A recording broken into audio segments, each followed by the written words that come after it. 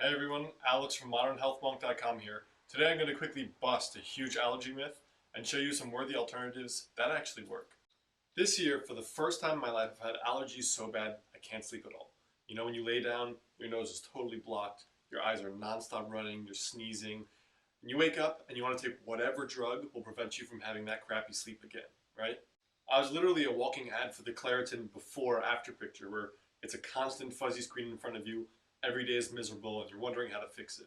So I did what anyone else would do. I went to Google and I typed in remedies for allergies. I got some pretty interesting results ranging from natural remedies like bee honey to using neti pots, all the way to pharmaceuticals like zyrtec, claritin, or sudafed, and a number of other things. So I decided to do what any good little scientist would do. I tried them all. I tried sudafed, I tried zyrtec, I tried natural honey, I tried claritin, gave them each 2 weeks, and then I wrote down my results to see if anything worked.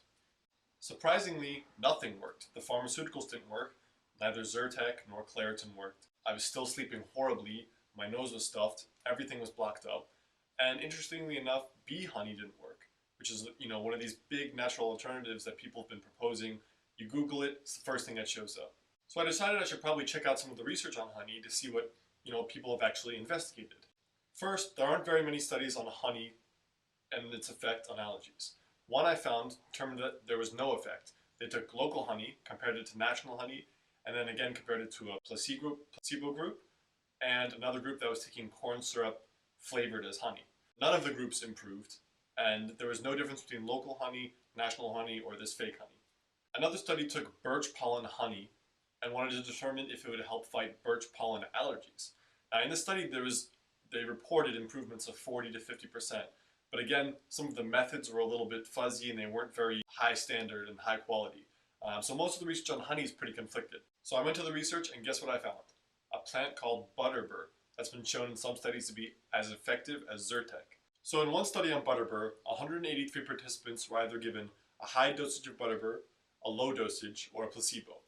They were measured for 2 weeks to determine their symptoms of sneezing and itchy eyes and all that kind of stuff. And at the end of 2 weeks, there were significant improvements with clinical relevance in the butterbur group. In another large clinical study on butterbur, 580 participants were given butterbur or a placebo, and their symptoms were managed and measured over a period of 2 weeks as well. At the end of the 2-week period, 90% of the participants had improved in some clinically relevant matter. Now, what's also cool about this study is that 44% of the people were also given a conventional allergy medicine at the same time, but their improvement wasn't any better than the people just taking butterbur for their symptoms. But to me, the most interesting study is when Zyrtec was actually compared to butterbur in a double-blind study. Essentially, participants were given butterbur or Zyrtec for 2 weeks, and then their symptoms were analyzed throughout the entire time period to see how they had improved. What's interesting is that after 2 weeks, the researchers concluded that the improvements were similar in both of the test groups. But what's interesting is that in the Zyrtec group, 2/3 of the participants were actually drowsy while they were taking the Zyrtec, which is interesting because it's actually marketed as something that's not supposed to make you drowsy. Now, there is one drawback to using butterbur. Butterbur has an alkaloid inherent in the plant that when consumed in high quantities, again, this is ridiculously high quantities, it's been shown to have potential anti-liver effects. So, if you're pregnant, or you have heart or liver issues, or anyone in general, definitely check with your doctor first, make sure it's okay. So what does this actually mean for you? What are you not supposed to be taking? What are you supposed to be taking? What works? What doesn't? I'm suggesting to try butterbur extract. Now, the extract they tested in the studies was known as ZE339. You can find that in a generic brand called Petadolex, which I linked to below. So what about for me? What about my story with this whole, I couldn't sleep, I was so tired, my nose was blocked, constant sneezing.